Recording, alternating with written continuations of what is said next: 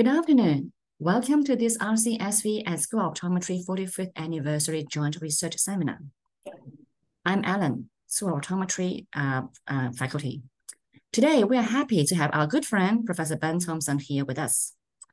Ben is a professor and university research chair within the University of Waterloo, School of Optometry and Vision Science.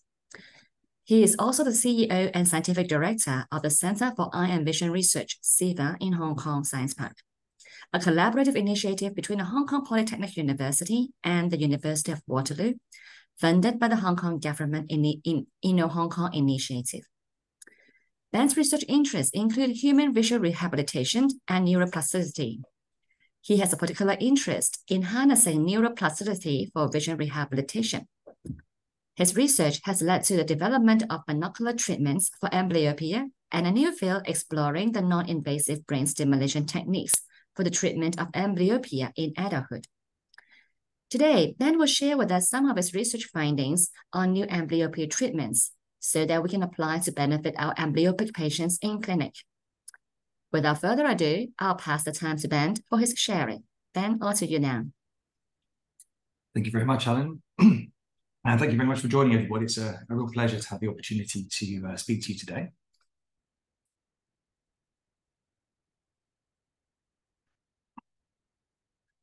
Okay, so before I begin, I do just have some disclosures that you can see here on this slide, some patterns that are relevant to the material that I'll be discussing today, and also some consultancy for Novartis around dioptic or binocular therapies for amblyopia.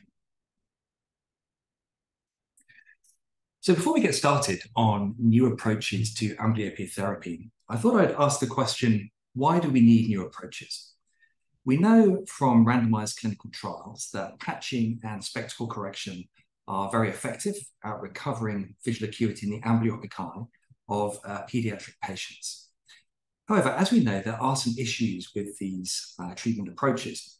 One of these is adherence, which can be very challenging, particularly for occlusion therapy. But the problems go beyond just adherence with the therapy. Two of the major problems are that spectacle correction and patching don't address the full range of vision deficits that are experienced by people with amblyopia. And there are also issues with regression of the treatment effect. Now, there's a large literature on these two areas, but I just wanted to draw your attention to two studies that I was involved with last year with collaborators in Zhongzhang Ophthalmic Center in Guangzhou, where they have developed a very large database of data from amblyopia patients. I think they now have over 18,000 individual patients registered inside that database. And this database is open for research into questions relating to amblyopia therapy. And so we addressed two questions. One was whether patients who had been successfully treated had any residual vision problems. And the second was what factors might predict regression of amblyopia therapy. So the first study that you can see at the top of the slide here involved records from over 400 amblyopia patients. All of them had refractive amblyopia, and they'd all recovered normal visual acuity in both eyes. So visual acuity of 0.08 logMAR or better in both eyes. So normal vision. And then we examined the records for psychophysical measures of contrast sensitivity and also for stereopsis measured using the Randot stereo test. And of these 407 participants with normal vision, only 26% of them had age-normal Randot stereopsis, with 42% having reduced and almost a third still having no stereo vision, which I think is very important because a loss of stereo vision is one of the major functional problems that people with amblyopia face. In addition, we found that there were still pronounced differences in contrast sensitivity between the two eyes, particularly in the high spatial frequency range of the contrast sensitivity function, which of course is important for fine spatial detail and activities such as reading small print. So what this tells us is that treatment approaches that are currently available still leave some residual deficits, even when the amblyopic eye visual acuity deficit is resolved. In the second study, we were interested in treatment regression. Again, these are patients who were treated using the traditional techniques of refractive correction and occlusion therapy following the American Academy of Ophthalmology guidelines. And we identified records from 162 patients with refractive amblyopia, and they met the treatment success criteria that have been laid out by the American Academy. We then looked at their records over the subsequent year. So they met the treatment success criteria. Then we looked over a year, and during that year, almost half of them regressed and no longer met the treatment success criteria. So they were still classified as having amblyopia, having recovered previously. Now, interestingly, just as a side comment for this study, we were interested in the factors that might predict treatment regression. And we found that patients that had a smaller acuity improvement were more likely to regress. Patients that were detected later, so they started treatment at an older age, were more likely to regress. And unexpectedly, boys were more likely to regress than girls. And that was a really unexpected finding that we're still trying to fully understand. But I think it speaks to the power of this particular database for asking some of these questions. So current treatments then don't recover the full range of vision that we would expect for somebody without amblyopia, and there's a high risk of regression. In addition, as we know, adults in mainstream clinical practice are left untreated. Amblyopia therapies are reserved for children. So these are some of the areas that we need to address with new approaches. So today I'm going to talk about 3 different approaches. The first is dioptic or binocular therapy for amblyopia. I'm then going to describe the use of refractive correction for adult patients with amblyopia and describe an ongoing study that's currently underway here at the Centre for Eye and Vision Research that I'm speaking to you from. And then finally, I'll give you an update on research using non-invasive brain stimulation techniques to enhance neuroplasticity and recover vision in amblyopia. So let's begin then with dioptic therapy or binocular amblyopia treatment. Now, I thought I'd go right back to the beginning of the development of this therapy and tell you a little bit about some of the underlying principles and how the therapy came about. I was involved in the very early stages of this work as a postdoctoral fellow with Robert Hess at McGill University. And at that time, we were interested in answering the question of whether adult patients with amblyopia still have functional binocular mechanisms. And in particular, we wanted to assess whether we could measure binocular combination when we overcame suppression of the amblyopic eye. And our hypothesis was that the binocular mechanisms in these patients were still intact, but were functionally suppressed due to intraocular suppression. So to address this question, we first of all had to overcome suppression of the amblyopic eye. And we chose to do that by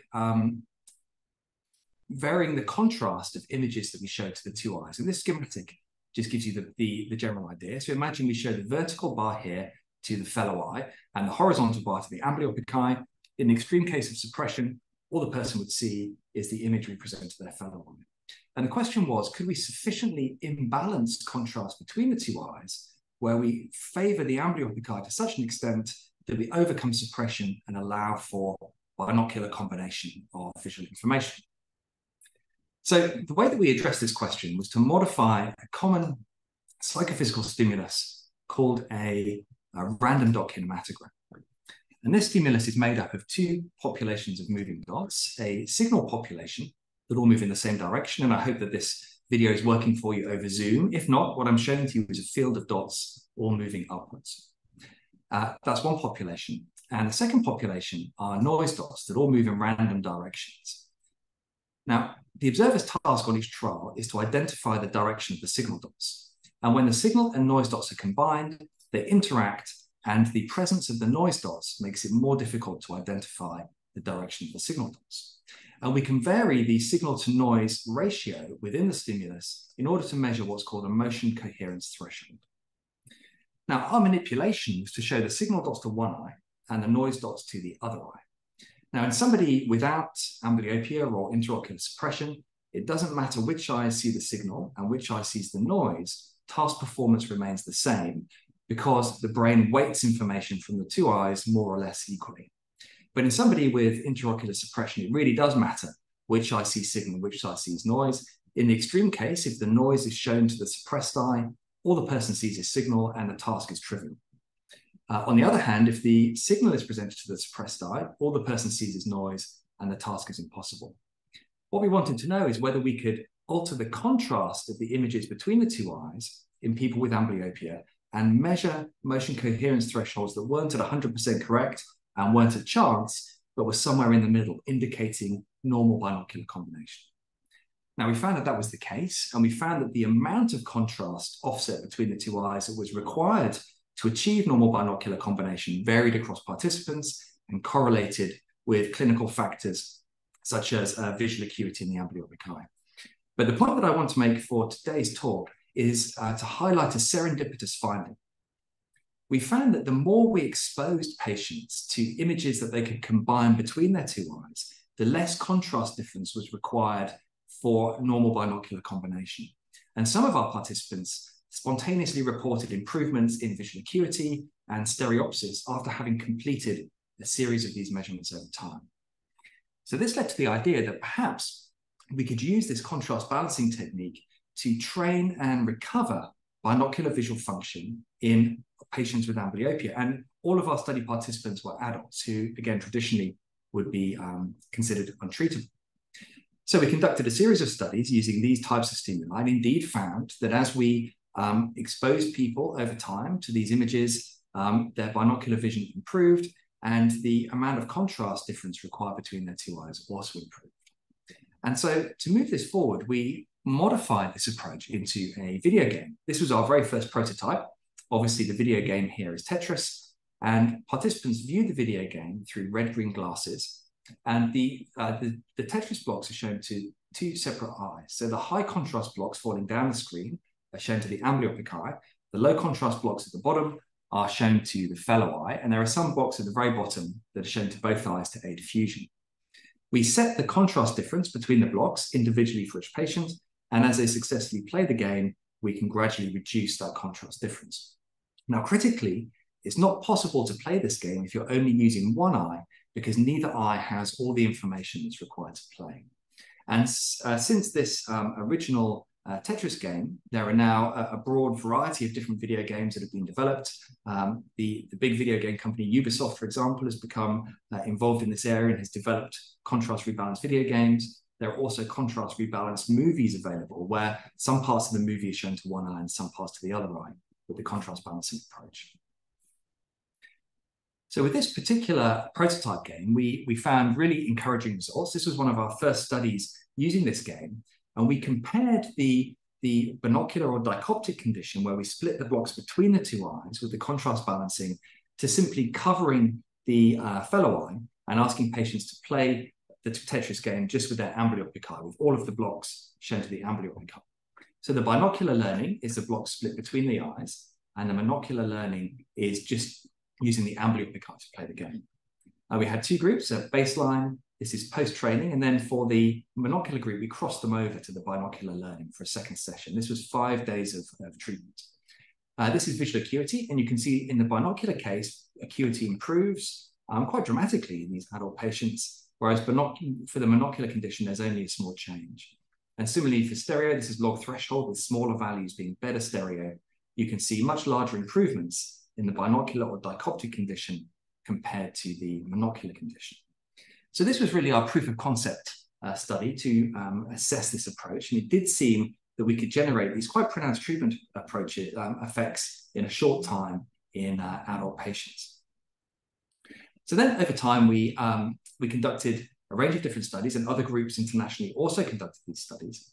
And this is a figure where I took data across multiple different studies using this approach and aggregated it together to look at the type of magnitude of effect that we see.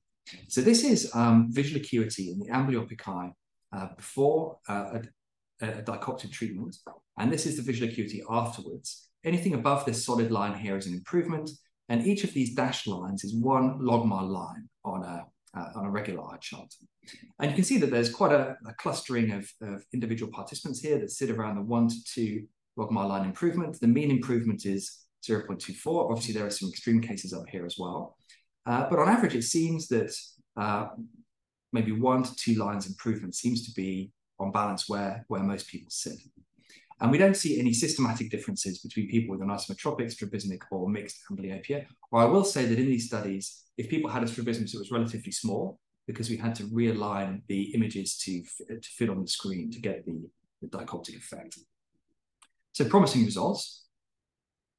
And also, we were able to aggregate data for stereopsis too. There were 65 adults with amblyopia that we had data available for. And I've plotted them here. Again, anything above the dashed line is an improvement. This is log arc seconds, but you can see the arc seconds here on the y-axis. So of these patients, 14 of them had no stereo prior to treatment and no stereo afterwards. There's no effect here. A subset had some stereo before, and there were some mild improvements in stereo. But this column of data points here is the one that I think is really interesting. These are patients who had no stereo pre-training, but they're measurable coarse, or in some cases, moderate stereopsis after the treatment, suggesting that in these adult patients, in the subset of adult patients, it was possible to recover stereoscopic depth perception. Now, it's important to note that all of these studies were conducted in the laboratory under experimentally controlled conditions, but they do demonstrate proof of principle that this effect does seem, that this approach does seem to improve vision in adult patients. I also just wanted to highlight one other study that I found particularly exciting that used dichoptic therapy. And this was a study not looking at visual acuity or stereopsis, but at fine motor function, hand-eye coordination, which, as we know, is affected by amblyopia. And this has quite an impact on a range of different activities, including educational performance. So in this study, we looked at a group of patients with amblyopia who had completed standard treatment and had residual amblyopia, and were now in their mid to late teens, and a comparison group, of age-matched controls, where we looked at test-retest variability. And we measured their performance on a standardized neuropsychological test of fine motor skills. And that gives a standardized fine motor score, with larger values being better motor function that you can see on the y-axis here. We took a measure of baseline after 4 weeks of treatment and then at a 17-week follow-up. And you can see at baseline, the group with amblyopia were poorer than the comparison group with normal vision in their fine motor skills, which is a known effect. But you can see after the treatment, they normalize into the normal range, which I think is a really exciting finding and really addressing one of the more functionally relevant effects of amblyopia on people's daily lives. Just to give you a feel for what these sort of motor function tests look like, this is my daughter completing one of the motor function tests. Obviously, this is one for children. And the idea here is to place the coins in the box and you time how long it takes. But as you'll see, it's not quite as easy as it looks.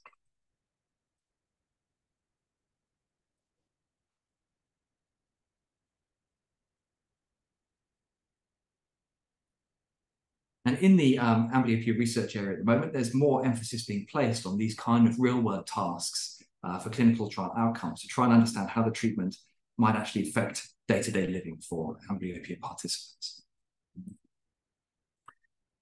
So in terms of the development of dichoptic therapy, the area has attracted a lot of research, and there have been probably now over 15, since I made this slide, randomized clinical trials of different types of dichoptic or binocular amblyopia therapies. Now, back in 2021, Taylor Bryn, who was working on her PhD with me, conducted a meta-analysis of different amblyopia treatments. And you can see the forest plot on the right-hand side here.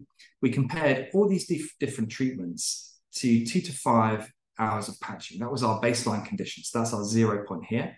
Anything to the right of the dashed line had a larger effect than 2 to 5 hours of patching, and anything to the left had a smaller effect. And this was in studies that included 4 to 17-year-olds. And we chose that range because there weren't any RCTs except one that included older patients. Here's the binocular therapy here, and you can see that it sits slightly to the right. There are 2 to 5 hours of patching, but the confidence intervals intersect that point. So it seems like binocular therapies at the moment from the available clinical trials are as effective as standard treatments, but typically they're only delivered for between 2 to 4 weeks. And so potentially a much shorter treatment interval. And then this is for visual acuity, but some studies have also reported improvements in stereopsis as well. Now, interestingly, within this meta-analysis, we found that across the randomized trials, there was a very high level of heterogeneity between the RTCs. So some of them found very strong effects, some of them found no effect at all, and there was a range in the middle. And part of this was to do with adherence to the therapy in the home environment, the treatment interval, and a wide range of other factors. So there's still quite a large risk of uncertainty in the meta-analysis. But since this was done, there have been a number of other clinical trials that have come out. The most recent one I'm aware of was a clinical trial of a dichoptic movie treatment where you can choose your movie from a library, and there's a system that processes that movie so that it's like a jigsaw puzzle where some of the pieces go to one eye, some of the pieces go to the other eye with the contrast balancing effect. And that particular trial was stopped early for success because the visual acuity gains were so pronounced. And that was done with a head-mounted display, so adherence to the therapy wasn't a problem. So this particular therapeutic technique is moving forward very quickly. There are a number of companies that have already put the treatment in the marketplace, and I expect over the coming years this will become more of a mainstream treatment option for patients who have amblyopia. Now, moving on from the dichoptic or binocular therapies, I wanted to highlight an unexpected finding that we had during a randomized clinical trial of dichoptic therapy that was conducted in Canada, Hong Kong, Australia, and New Zealand, and in Hong Kong in collaboration with Carly Lam and Peter Pang at Polytechnic University, called the Bravo study, where we were testing the effect of dichoptic treatment versus a placebo. But before patients were randomized into the study, they had to undergo a period of optical treatment wearing their full refractive correction to make sure that any changes that occurred in their vision were not simply due to having the correct pair of glasses. And the protocol was that if they didn't meet the study criteria for refractive correction, we gave them a pair of glasses that did, and then we had to see them every 4 weeks, up to a maximum of 16 weeks, and they had to have a visual acuity change of less than 1 logMAR line between 2 subsequent visits to be randomized into the study. Now, the Bravo study was unique in that we didn't only enroll children into the study, we also enrolled teenagers and also adults. 62 adults completed this period of refractive adaptation. And here I'm showing you the distribution of people as they presented for the study in terms of the type of refractive correction that they wore. So either they had significant refractive error in their amblyopic eye and wore no lenses, or they just had a balanced lens or partial correction and so forth. And if we compare the adults, 77% of them did not have the appropriate refractive correction or were not wearing it when they presented for the study, compared to only 44% of children who, of course, were being treated under the usual guidelines. So of these 77 adults, we provided them with 77% of adults, we provided them with the study spectacles and unexpectedly found some very large improvements in vision. 20% of the adults that we gave spectacles to were no longer eligible for the study after 12 weeks because of the visual acuity improvement that occurred. And 30% of them improved by over a logMAR line, and 20% of them had stereopsis improvement greater than 2 octaves, which is considered to be clinically significant. Now, this for me was really interesting because our clinical advisory group for the study had suggested that we didn't need to be concerned about refractive correction for our adult patients because there was no possibility of an improvement in vision. But in fact, we found that in a subset of them, there were some quite noticeable improvements. And of course, from a clinical trial perspective, this was kind of irritating because we were losing our participants. Now, most of our participants, when they were no longer eligible, we didn't see them anymore. But some participants agreed to stay on so that we could see how pronounced these effects might be. And these are data that we published as a case report from a 48-year-old patient who had an anisometropic amblyopia. And you can see this improvement of over 2 lines in visual acuity over 4 weeks of wearing the correct spectacles that then stabilized. And you can also see her stereo acuity here. She did have stereo acuity at the start of the study, but you can see this gradual improvement with the spectacle wear over time. Now, of course, this was a case study and then a case series from the Bravo study. So in order to investigate this further, we're now conducting a study in the Center for Eye and Vision Research called the SPECTRA study, where we're specifically exploring the effect of spectacle correction in adults between 18 and 39 who have amblyopia and not wearing their full amblyopic eye correction. We see them over 24 weeks. If they're eligible at the baseline visit, we then provide them with study spectacles, and we monitor over these 24 weeks to assess improvements in a range of measures. Our primary outcome is visual acuity, but we also measure each of these different outcomes. We also measure EEG, so electrical activity in response to VEP stimuli. And for a subset of patients who agree, we're also conducting MRI brain imaging, because we not only want to identify the clinical effect, we also want to understand what's changing in the brain that supports this improved vision in adult patients. Now, this study is still underway. We're actively recruiting, so I thought I'd just put in a bit of a plug for the study here. If you're in practice and you have patients that you think might be interested in this study, they're most welcome to contact me and my email address here on the slide, and we'd be very happy to share study information with them. And if we find a positive effect with this study, we might consider providing new guidelines for refractive correction for adults who have amblyopia, where they may see some improvements in their visual acuity and stereopsis. So this study is ongoing. But we have looked at some of our data early just to see what kind of effects might be happening. So these were data that were presented by Ting-Ni Lee, who's one of the postdoctoral fellows working on this project at the ARVO annual meeting earlier this year.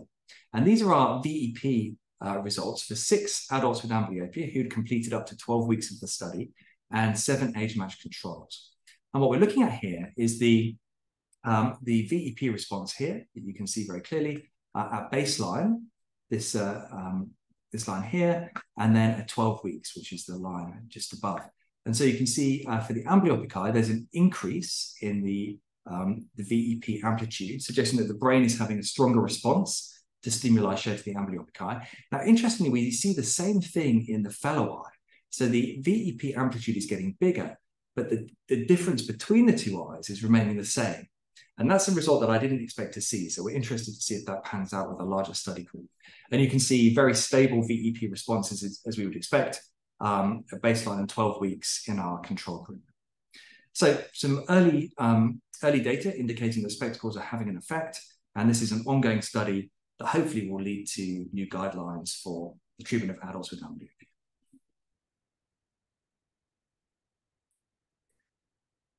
Okay, so moving on to the final treatment approach that I wanted to discuss today, and that is non-invasive brain stimulation. Now, this is a technology that allows us to temporarily alter excitability and neurotransmitter concentration in targeted areas of the human brain. It's a technology that is FDA approved for the treatment of depression when applied to frontal parts of the brain. There are also approvals in place for the treatment of substance dependence and other psychiatric conditions. It's also being explored as a technology for enhancing rehabilitation following stroke. And in our group, we've been investigating it for vision rehabilitation across a range of different conditions, but today I'll talk about amblyopia. Now, there are 2 main types of non-invasive brain stimulation, or 2 main technologies. The first is transcranial electrical stimulation. You can see on the left here, this is the sort of researchy style system that's fully programmable for different types of electrical waveforms. This is a clinical trial type system that can be used, pre-programmed and used in a home-based environment. The idea here is that we pass the current between 2 or more head-mounted electrodes, and a portion of that current enters the brain and alters neurotransmitter concentration and membrane potentials within that stimulated brain area. On the right-hand side is transcranial magnetic stimulation. Rather than using electrodes, this technology uses a handheld coil that allows for a very brief but powerful magnetic field. And that magnetic field passes through the skull and induces a weak electrical current in the underlying brain tissue. Now, a single pulse of TMS can be strong enough to generate an action potential or activate the neurons. So if you stimulate the motor cortex, you're able to, for example, generate twitches in the hand if you're over the hand area by activating the motor neurons. If you stimulate the visual cortex, you can generate, for example, a phosphene in the visual field. Now, importantly for this technology, if you deliver a train of pulses over a period of time, you can have an effect on the stimulated area that outlasts the duration of stimulation and has a change in excitability and a change in neurotransmitter concentration. Now, critically, both of these techniques have been shown to enhance neuroplasticity within the stimulated areas, which is why we're interested in their use for the treatment of amblyopia. So just to give you a little bit more background on the rationale behind these studies, This is a figure that was generated by the participants at the Alaska Initiative on Amblyopia, which was an international initiative to identify opportunities and challenges in amblyopia research. And it highlights the mechanisms that control neuroplasticity within the mammalian brain, particularly in this case in the mouse brain, but there are some preserved mechanisms in the human brain too. And the authors here have mapped on different types of interventions, such as dark rearing or environmental enrichment, onto these different neuroplasticity mechanisms. And the two areas that are most important for today's presentation are a reduction in inhibition, and you can see that TMS and TDCS, which is a type of electrical stimulation, are listed here.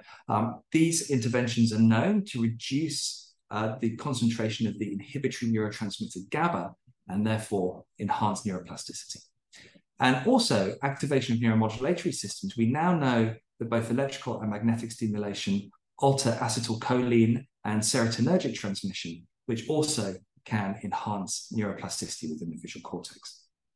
So together, brain stimulation allows us to modulate cortical excitability, concentration of critical neurotransmitters. There's also evidence that we can enhance signal-to-noise ratio in cortical processing and also generate changes in whole network activity by stimulating key nodes. So a very powerful technology that has a lot of potential in vision rehabilitation. Now, before we move on to amblyopia, just to demonstrate that these types of techniques are effective, I've got figures here from two groups, one in the US and one in Italy, who explored the use of brain stimulation to enhance perceptual learning or training on a very well-defined vision task over multiple sessions. So if we consider the figure on the left, this is training on a motion direction discrimination task over 10 consecutive days. This is the percent improvement on the task on the y-axis.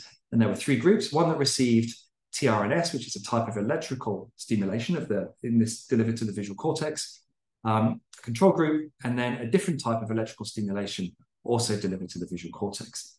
And you can see the TRNS enhanced the rate and amplitude of learning quite dramatically, whereas the other type of electrical stimulation, TDCS, actually inhibited the learning. So it's possible to push the neuroplasticity in two different directions.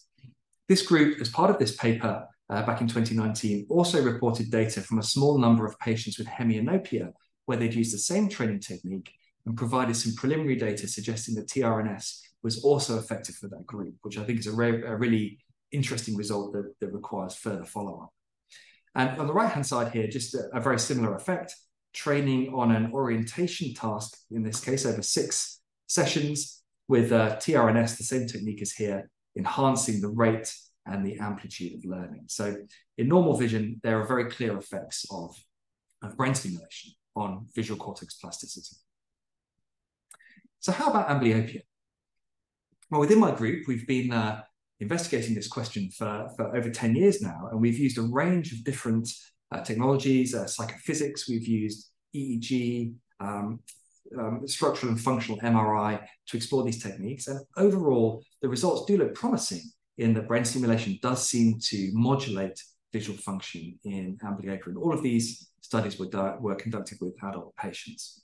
I just wanted to show you one example. This was a study with electrical stimulation where we recruited 21 older teenagers and adults with amblyopia. And they visited the laboratory on 6 different occasions. On 3 of those occasions, we measured contrast sensitivity in both eyes. And on the other 3 occasions, we measured BEPs. So we had a behavioral and an electrophysiological measure. Now, for each of these 2 different outcome measures, we had 3 different interventions. One is anodal TDCS, which is a type of electrical stimulation, which at the time had been shown to reduce GABA concentration. And therefore, this was our experimental condition. We expected this type of stimulation to have an effect. Cathodal stimulation, which is where we reverse the direction of the electrical current, had not been shown to affect GABA concentrations. This was an active control. And then we also had a placebo condition as well as a secondary control. And we also recruited 32 adults with normal vision as well to explore the effects in a control group. So these were the results for contrast sensitivity. What I'm plotting here is the change in contrast sensitivity from baseline during, after, and 30 minutes after the stimulation, which lasted 20 minutes. so a short intervention. And you can see the solid circles here are the anodal stimulation that we thought would reduce GABA and enhance vision. And indeed, we found this effect where there was a small enhancement during that then grew up to 30 minutes. No change for the placebo and a small reduction for the cathodal stimulation. No consistent effects in the fellow eyes, quite noisy data there. And then for the controls, interestingly, we found the same effect as we did for the amblyopic eye, very clear enhancement with anodal, no change for sham, placebo, and then a reduction for cathodal. So a behavioral effect with increased sensitivity for amblyopic eyes after a short 20-minute intervention. And this effect was accompanied by an increase in the amplitude of the visually evoked potential. Again, this is a change from baseline. Positive values indicate an increased amplitude. And you can see that the anodal TDCS increased the amplitude immediately after and 30 minutes after the stimulation. We couldn't make these measures during because the stimulation would interfere with the EEG. No change for the placebo and a reduction for cathode. And you can see that that was across the board for all the groups, the same effect. So with this intervention then, we could see a behavioral and a neural response. So following from this study and a number of others where we found similar effects, we've been exploring the effect of repeated sessions of brain stimulation to see if we can induce a longer lasting effect. So this was a study we completed just a couple of years ago, looking at 5 daily sessions of electrical stimulation of the visual cortex in an active group of adults with amblyopia, 10 adults here, and then a separate group who received a placebo brain stimulation over here, also 10 adults. Our primary outcome measure was contrast sensitivity that we measured at baseline, during the stimulation, 5 minutes and 30 minutes after the stimulation on 5 consecutive days. Now, what I hoped we'd see is that we see this gradual and sustained increase in contrast sensitivity as one session built upon the other. But actually, that's not what we saw. So let me take you through these data. On the right-hand side is our placebo group. You can see there's no effect here at all, as we might expect. The dashed line is simply the first baseline measure. So you can see that all the data just oscillate around that baseline measure. But look at what happened in the active group. On day 1, we saw this pronounced improvement in contrast sensitivity that matched what we'd seen in our previous studies of the short-term effects. But over consecutive days, that effect wanes until at the end, they're exactly where they began. Almost like there's a homeostatic effect in the cortex that is adapting to the effects of the stimulation. So this was unexpected and suggests that either the repeated effects of brain stimulation in this particular modality are not cumulative, or that we need to alter the stimulation parameters day by day in order to induce a cumulative effect. This is still an area that we're actively exploring. Just to highlight, this was brain stimulation on its own. We weren't combining it with any other type of intervention, such as perceptual learning. So this was for electrical stimulation. We do have more encouraging results for magnetic stimulation. This was a study where we looked at 5 daily sessions of TMS. Sorry, so this was electrical and this is magnetic stimulation. 5 sessions of magnetic stimulation. And what I'm plotting here is contrast sensitivity for the fellow eye at the top and the amblyopic eye at the bottom. And this is the number of preceding brain stimulation sessions. So here, this was their first day. They'd never had brain stimulation before. This is their second day. So they'd had 1 session the day before. This was their third day. So they'd had 2 sessions on the preceding days and so forth. And what you can see is that there's a cumulative effect of the brain stimulation over the first 3 sessions that then remains stable until the end. And for 3 of our participants, we were able to bring them back 8, 19, and 78 days after the end of the study. And we found some sustained improvements in contrast sensitivity, suggesting that the effects might be long-lasting. This was a very small-scale proof-of-concept study, but one that we are trying to build on as we try to understand how we best harness brain stimulation for recovery of vision in amblyopia. So finally, I just wanted to mention a study where we've attempted to combine the brain stimulation with the dichoptic therapy to see if the effects of these 2 interventions are summative, if they combine together. So in this study, we had 2 groups of adult patients with amblyopia. Both groups received 2 weeks of treatment using the dichoptic therapy. In this case, it was the Tetris game administered in the lab. They played for 1 hour and 15 minutes every day, 5 days in the first week, 5 days in the second week. So both groups got exactly the same treatment with the dioptic therapy. Now, group 1 received real electrical brain stimulation over the visual cortex in week 1 and placebo brain stimulation in week 2. And group 2 received the placebo brain stimulation first and the active brain stimulation second.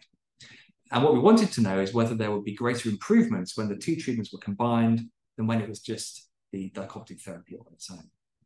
And the results were interesting. So on the left-hand side here, I'm plotting stereo sensitivity. So larger values are better stereo. This is pre. The dashed lines are where the two treatments were combined, and the solid lines are just the tetrascheme on its own. And you can see that there's a tendency for a larger improvement here when the two treatments are combined than when the tetrascheme is on its own. The slope of the dashed lines is steeper than the slope of the solid lines. And in fact, this interaction effect was statistically reliable. So this suggests that the brain stimulation enhances the effect of the dioptic treatment on binocular vision. Now, interestingly, we didn't see the same effect for visual acuity. Here again, we have our dashed and solid lines, the dashed lines, the two treatments combined, and you can see that the lines sit on top of one another. So we only found the effect for the binocular outcome measure, but not the monocular outcome measure. So this is interesting. There's potentially some explanations. One might be that the brain stimulation is acting more on intraocular suppression mechanisms, so we see greater binocular outcomes. Or it might be that the very large improvement in acuity that we saw in this group might have masked any additional effect of the brain stimulation. So still ongoing work in this area to fully understand whether these two interventions can be combined.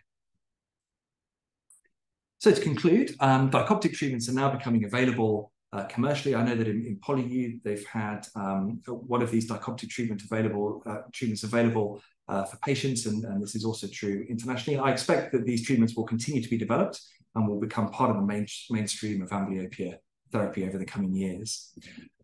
We're exploring the possibility that refractive correction alone may have a therapeutic benefit in adults with amblyopia. And as I mentioned before, we have an ongoing study, and I'm very happy to connect with any patients that you may have that may be interested in taking part, and we can send them study information. And if our hypothesis is supported, we may be able to recommend refractive correction for adult patients. Non-invasive brain stimulation technologies are looking promising, but further work is required. And in fact, with Alan, we're working together on a number of different projects looking at non-invasive brain stimulation for vision rehabilitation, not only limited to amblyopia, but also for glaucoma and AMD, trying to enhance processing of residual visual information from the retina. So as a whole, research in this area is very active. New therapies are coming forward every year and hold promise for shorter treatment durations and improvements that may not be limited to acuity, but also extend to binocular vision and perhaps in some cases, visual motor control.